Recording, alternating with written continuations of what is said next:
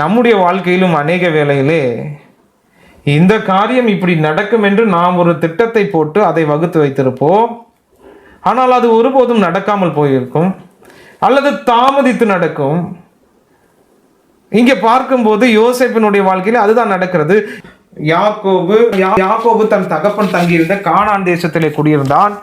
யாக்கோபுடைய சந்ததியின் வரலாறு, யோசேப்பு 17 வயதிலே தன் சகோதரனுடைய ஆடுகளை மேய்த்து கொண்டிருந்தான்.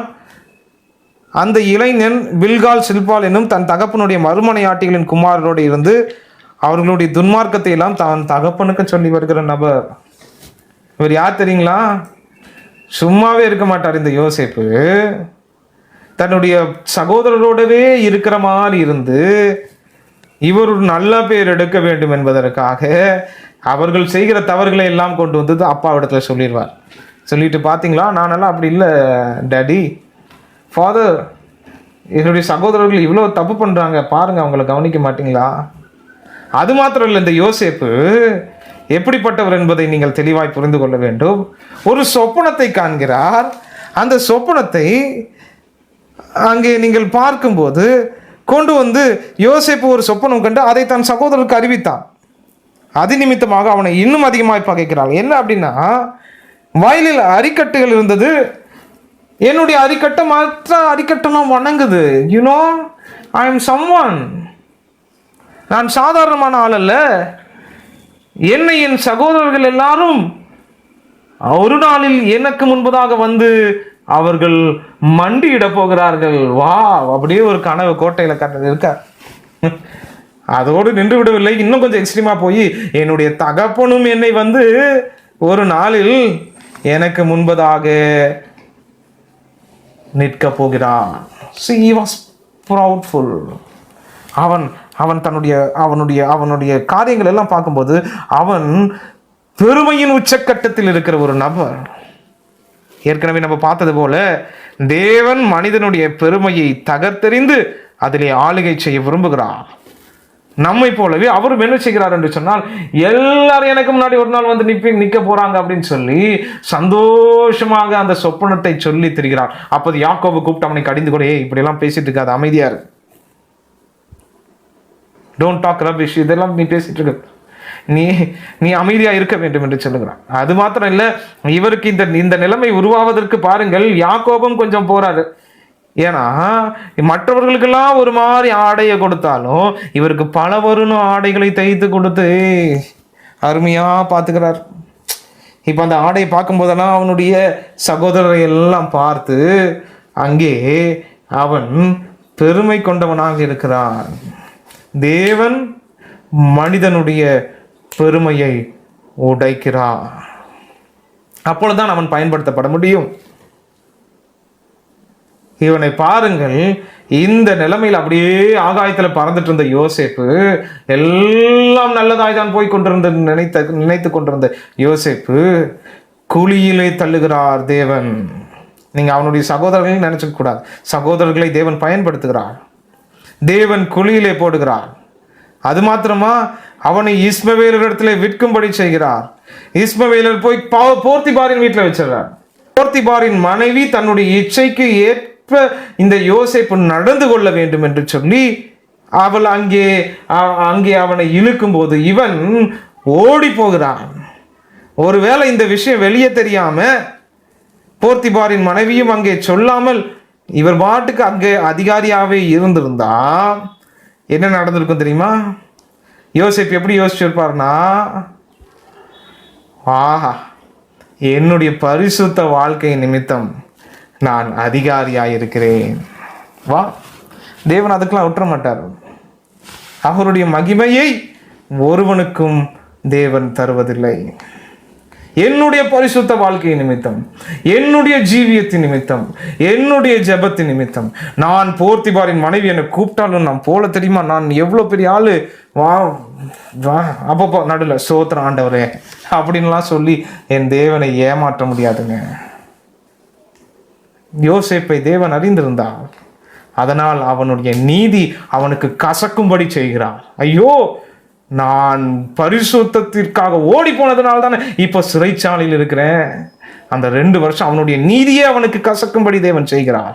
ஏனென்றால் அவன் தன்னுடைய சுயநீதியில் சார்ந்து கொள்ளக்கூடாது என்பது தேவனுடைய திட்டம்.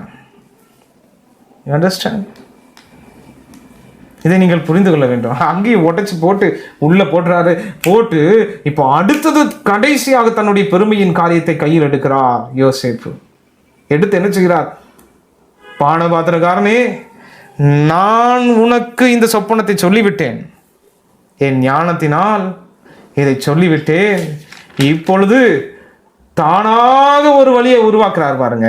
தன்னுடைய பெருமையின் காரியங்களினாலே தன்னுடைய தேவனுக்கு எதிராய் மனிதன் செயல்படுகிறான் என்பதை இந்த வேதவசனம் நமக்கு தெளிவுபடுத்துகிறது. அங்கே என்ன செய்கிறார்? நீ என் மேல் தயவு வைத்து இந்த விடுதலையை எனக்கு தர வேண்டும், என்னை இந்த இடத்திலிருந்து விடுதலையாக்கி போடு.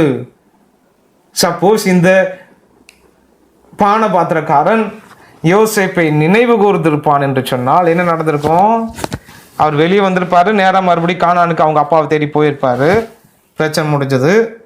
அங்கே போயிட்டு என்ன சொல்லியிருப்பாரு? நான் எவ்வளோ ஞானம் தெரியுமா, அங்கே என்னடா என் வாழ்க்கையே முடிஞ்சதுன்னு நினச்சேன், ஆனால் ஒரு சொப்பனத்துக்கு அருமையான பதில் சொன்னேன், அங்கே பாருங்க என்னை விடுதலையாக்கி கொண்டு வந்துட்டாங்க. அல்லேலுயா, ஸ்தோத்திரம், அல்லேலுயா. என்னுடைய ஞானம் அது அந்த ஆண்டவரே எனக்கு கொடுத்துருக்கிறாருங்க. God doesn't want him to think like that. தேவன் அப்படி அவன் சிந்திக்கும்படி தேவன் அவரை விடவில்லை. மாறாக இப்பொழுது அதனால தான் அநேக வேளையிலே நம்முடைய நேரத்தில் காரியம் நடக்காதுங்க. தேவனுடைய நேரத்தில் காரியங்கள் நடக்கிறதுக்கான காரணம் கிடைக்கிறது தேவனால் தான் கிடைத்தது, நம்முடைய பலத்தினால் அல்ல என்று நாம் உணர்ந்து கொள்ளும்படி தேவன் செய்கிறார். ஸோ இவன் அந்த நேரத்தில் அவன் விடுதலையாக்கப்பட்டிருப்பான் என்று சொன்னால் அவன் நிச்சயமாக it is all because of me, நான் எவ்வளவு ஞானமா செயல்பட்டு அந்த ஆப்பர்ச்சுனிட்டியை யூஸ் பண்ணிட்டேன் பாருங்க, அதனால எனக்கு விடுதலை கிடைத்தது. தேவன் ஸ்டாப் பண்ணிட்டார். 2 வருஷம் வெயிட் பண்ணிடு. இப்போ தேவனே செயல்படுத்துகிறார். இந்த 2 வருடங்கள் யோசேப்பை தேவன் உடைத்து உருவாக்குகிறார். வெளியே போய் பார்க்குறான், பானபாத்திரக்காரன் வந்துட்டானா பார்க்கும்போது அவனுக்கு மனுஷர் மேல் இருந்த நம்பிக்கையும் தன் மேல் இருந்த நம்பிக்கையும் தவிடுபொடியாய் மாற்றப்படுகிறது. இப்பொழுது அவன் நம்பப்படத்தக்கவரெல்லாம் ஒருவர் மாத்திரமே, அது தேவன் மாத்திரமே. நன்றாக நீங்கள் புரிந்து கொள்ள வேண்டும்.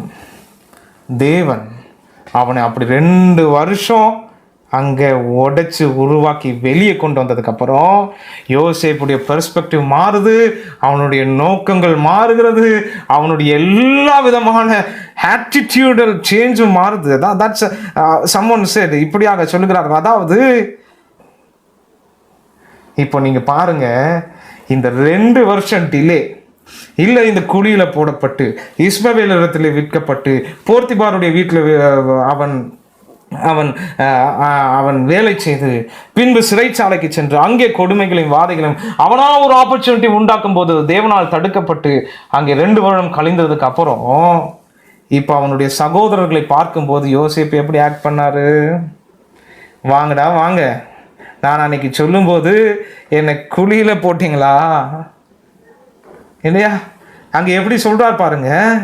கடைசியில் யாக்கோபுலாம் இறந்ததுக்கப்புறம் என்ன சொல்கிறார் அப்படின்னா, இல்லை இவங்க இவருடைய சகோதரர்கள்லாம் யோசேப்பு கிட்ட போனதுக்கப்புறம் யோசேப்பு தன்னுடைய சகோதரர்களுக்கு தன்னை வெளிப்படுத்தி, நீங்கள் எனக்கு அநியாயம் செய்ய இருந்தீர்கள், ஆனால் என்னுடைய திறமையினாலும் என்னுடைய பரிசுத்த வாழ்க்கையினாலும் என்னுடைய பலத்தினாலும் இஸ்ரவேலுக்கு ஜீவரட்சண்யம் உண்டு பண்ணும்படி நான் இந்த ஸ்தானத்தில் வந்திருக்கிறேன். அப்படியா சொன்னார்? See the beautiful change in the life of a saint. இந்த யோசேப்பினுடைய வாழ்க்கையிலே அருமையான ஒரு மாற்றம் உண்டாகிறது பாருங்கள். ஐயோ, நீங்கள் எனக்கு தீமையை நினைத்தீர்கள் சகோதரர்களே, ஆனால் தேவன் அதை நன்மையாய் முடிய செய்தார். நான் அல்ல, தேவன் அதை நன்மையாய் முடிய செய்தார். பாவத்தினால் நம் இருதயங்களும் நம்முடைய எண்ணங்களும் பெருமையின் விஷம் ஏறி இருக்கிறது தேவனுடைய பிள்ளைகளே. இன் எவ்ரி இன்ஸ்டன்ட், எல்லா விதமான சூழ்நிலைகளிலும் நாம் நம்மையும் நம் சுயத்தையும் முன்னிறுத்தி வாழும்போது தேவன் அவருடைய வழிகளில் அதை தகர்த்தெறிகிறார். அவருக்கு 5 அப்பம் 2 மீனை 5000 பேருக்கு கொடுப்பது 1 நிமிடம் போதும். ஆனால் நம்முடைய பாவத்தின் நிமித்தம் நம்முடைய சிங்காசனம், நம்முடைய இருதயத்தில் வைக்கப்பட்டிருக்கிற அந்த பெருமையின் ராஜாவை, அந்த சிங்காசனத்தை உடைத்தெறிவதற்கு தேவன் கோழியில் போட்டு, விற்கப்பட்டு, அடிமையாய் சிறைச்சாலையில் போட்டு அத்தனை வருடங்கள் தேவைப்படுகிறது. அவ்வளவு நல்லவங்க நம்ம எல்லாம், அவ்வளவு நல்லவர்கள் நாம் எல்லாம். அதனால்தான் ஆண்டவர் சொல்றாரு, பெருமையுள்ளவர்களுக்கு நான் எதிர்த்து நிற்கிறேன், தாழ்மையுள்ளவர்களுக்கோ நான் கிருபையை அளிக்கிறேன். ஸோ தேவன் நம்முடைய வாழ்க்கையிலே இப்படிப்பட்ட காரியங்களை தருகிறதற்கான நோக்கமும் திட்டமும் தெளிவாய் யோசேப்பினுடைய வாழ்க்கையில் வருகிறது. யோசேப்பு அவன் அந்த 2 வருடத்துக்கு முன்பதாகவே ரிலீஸ் ஆயிருந்தா எவ்வளவு பெரிய பிரச்சனையில மாட்டியிருப்பாரு பாருங்க. இல்லை, அந்த போர்த்திபாரின் மனைவியின் இடத்துல அவர் ஓடி போய் அவர் தப்பித்து அந்த விஷயம் வெளியே தெரியாமல் இருந்திருந்தா என்ன ஆயிருப்பாரு? என் பரிசுத்த வாழ்க்கை ஒன்றிலும் நீங்கள் சார்ந்து கொள்ளாதிருங்கள். பலவான் தன் பலத்தை குறித்தும், ஞானவான் தன் ஞானத்தை குறித்தும், பராக்கிரமன் தன் பராக்கிரமத்தை குறித்தும் மேன்மை பாராட்டக்கூடாது என்று வேதம் சொல்லுகிறது. என் ஞானத்தினால் உண்டானது, என் பணம் எனக்கு காரியங்களை நடப்பிக்கும், என்னுடைய யோசனைகளும் என்னுடைய பலனும் என்னுடைய காரியங்களும் எனக்கு காரியங்களை செய்யும் என்று நீங்கள் நினைத்து நீங்கள் நடக்கும்போது நீங்கள் உண்மையான தேவனுடைய பிள்ளைகளாக இருந்தால் தேவன் அதை தகர்த்து எறியும் வரை உங்களை விடமாட்டாரு. He will never leave us until he demolishes our pride. அதெல்லாம் முடிச்சு வரும்போது நம்மளுக்கு தெரியும், ஐயோ பரிசுத்தமாக வாழ்றதா அது தேவனால் மாத்திரமே எனக்கு சாத்தியம். ஐயோ நீதியை நடப்பிப்பதா அது தேவனுடைய கிருபை என்று நாம் பேச ஆரம்பித்து விடுவோம். இல்லைன்னா என்ன தெரியுங்களா, நான் ஒரு 20 நாள் உபவாசம் போட்டு என்னை பரிசுத்தமாக காத்து கொண்டேன்னு பேசுவோம். சுவிசேஷம் அதைத்தான் செய்கிறது. சுவிசேஷம் அதைத்தான் செய்கிறது. நம்மை உடைத்து மனுஷனுடைய பெருமையை உடைக்கிறது. அதனால்தான் சுவிசேஷம் அட்ராக்டிவா இல்லை மனிதர்களுக்கு. அது என்ன செய்கிறது? நீ பாவி என்று சொல்லுகிறது. உன்னால் ஏற்படுத்தப்படுகிற காரியங்கள் உண்மையற்றது என்று நமக்கு சொல்லி தேவனால் அருளப்படுகிறது ரட்சிப்பு கர்த்தருடையது என்று மாத்திரம் நமக்கு தெரிவிக்கிறது. ஒரு வசனத்தை நாம் வாசித்து முடிக்கலாம். ஏசாயாவின் தீர்க்க தரிசன புஸ்தகம் 57வது அதிகாரத்தை நாம் திருப்பிக் கொள்ளலாம். 15வது வசனத்தை நான் வாசிக்கிறேன், கேளுங்கள். தேவன் சொல்றார் பாருங்க, நித்தியவாசியும் பரிசுத்தர் என்கிற நாமம் உள்ளவருமாகிய மகத்துவமும் உன்னதமுமானவர் சொல்லுகிறார், உன்னதத்திலும் பரிசுத்த ஸ்தலத்திலும் வாசம் பண்ணுகிற நான் பணிந்தவர்களின் ஆவியை உயிர்ப்பிக்கிறதற்கும் நொறுங்கினவர்களின் இருதயத்தை உயிர்ப்பிக்கிறதற்கும் நொறுங்குண்டு பணிந்த ஆவியுள்ளவர்களிடத்தில் வாசம் பண்ணுகிறார். தேவனே, பலியை நீர் விரும்புகிறதில்லை, விரும்பினால் செலுத்துவேன். தேவனுக்கு கேட்கும் பலிகள் நொறுங்குண்ட ஆவிதான். பெருமையின் பிம்பங்கள், சுயத்தின் மேன்மைகள் எல்லாம் உடைக்கப்பட்டு நம்முடைய பொருளிலும், நம்முடைய பணத்திலும், நம்முடைய யோசனைகளிலும், நம்முடைய ஞானத்திலும் சார்ந்திருக்கிற அந்த சார்புகள் எல்லாவற்றையும் உடைத்து போட்டு சிலுவையில் அடிக்கப்பட்டிருக்கிறேன். இனி நான் அல்ல, கிறிஸ்துவே எந்த கிரியை எந்த பக்கம் திரும்பினாலும் அவர் மாத்திரமே மகிமைப்படத்தக்கதாக தேவன் தம்முடைய பரிசுத்த வான்களின் வாழ்க்கையில் தீவிரமாய் செயல்பட்டு கொண்டிருக்கிறார். அப்படி செயல்படவில்லை, உங்களுடைய வாழ்க்கையில் அப்படிப்பட்ட காரியங்களை நீங்கள் பார்க்கவில்லை என்று சொன்னால் நீங்கள் ஓடோடி அவரிடத்திலே உங்களுடைய ரட்சிப்புக்காக அவரை சார்ந்து கொள்ளுங்கள். இல்லை, உங்களுடைய அஃப்ளிக்ஷன்ஸ்க்கு ஒரு மீனிங் இருக்குதுன்னு உங்களுக்கு தெரிஞ்சிருச்சு அப்படின்னா ரிபென்ட். நாம் தேவனிடத்திலே மனந்திரும்பி, தேவனே உம்முடைய பிள்ளையாகி என்னுடைய வாழ்க்கையில் இந்த காரியத்தை கொடுத்து நடத்தி கொண்டிருக்கிறீரே, இதில் நான் மாறி வர வேண்டும் என்பதற்காகத்தானே என்னை உடைத்து உருவாக்கி கொண்டிருக்கிறீர். நீர் உடைத்தருளும் ஆண்டவரே, உடைத்து என்னை உருவாக்கும். யோசேப்பின் வாழ்க்கையில் அதை செஞ்சதுக்கு அப்புறம் யோசேப்புடைய மென்டாலிட்டியை மாறிடுச்சு. யாக்கோபு இறந்து போகிறார். இறந்து போனதுக்கு அப்புறம் அவனுடைய சகோதரர்கள்லாம் பயந்துட்டு வந்து, ஏன்னா இவங்க சகோதரர்கள்லாம் உடைக்கப்படலை, அங்கே உடைச்சு பக்குவப்பட்டது யாருன்னா யோசேப்பு மாத்திரம்தான். ஐயோ நம்ம இப்போ யோசேப்பு கையில் மாட்டிட்டோமே அப்படின்னும் போது, ஐயோ நீங்கள் கவலைப்படாதிருங்கள், நான் உங்களையும் உங்கள் குடும்பத்தையும் பார்த்து கொள்கிறேன்.